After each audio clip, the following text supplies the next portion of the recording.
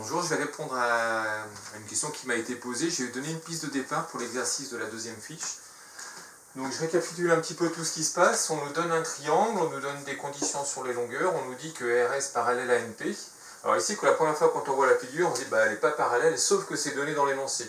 Donc le premier réflexe que vous devez avoir, c'est quand vous refaites un croquis, vous rectifiez votre RS, votre droite RS pour que ça devienne parallèle avec NP, visuellement.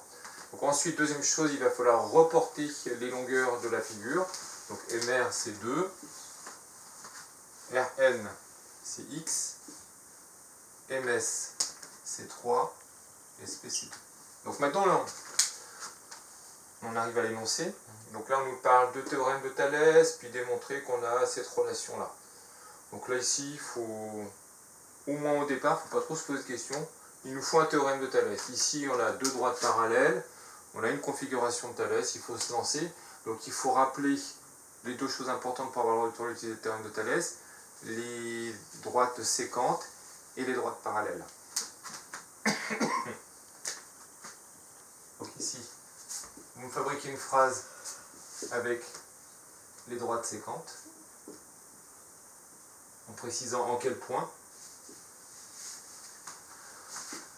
Et je veux deux droites parallèles. Une fois que vous avez ça, il va falloir écrire votre relation il va falloir préciser quel théorème vous utilisez. Et il va falloir utiliser ensuite, le théorème de Thalès, je donne en partie la réponse.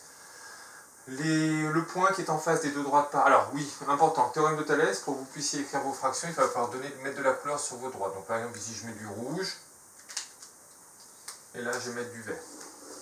Quand vous allez écrire votre théorème de Thalès, il va falloir repérer quel est le point en face des deux droites parallèles. Ici c'est M.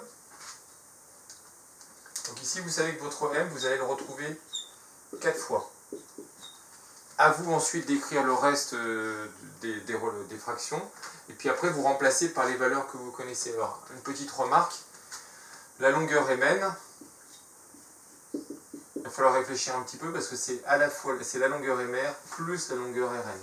Donc, il y aura un petit calcul à faire. La même chose de l'autre côté avec la longueur MP. C'est la longueur MS plus la longueur SP. Donc, il faudra vous méfier un petit peu.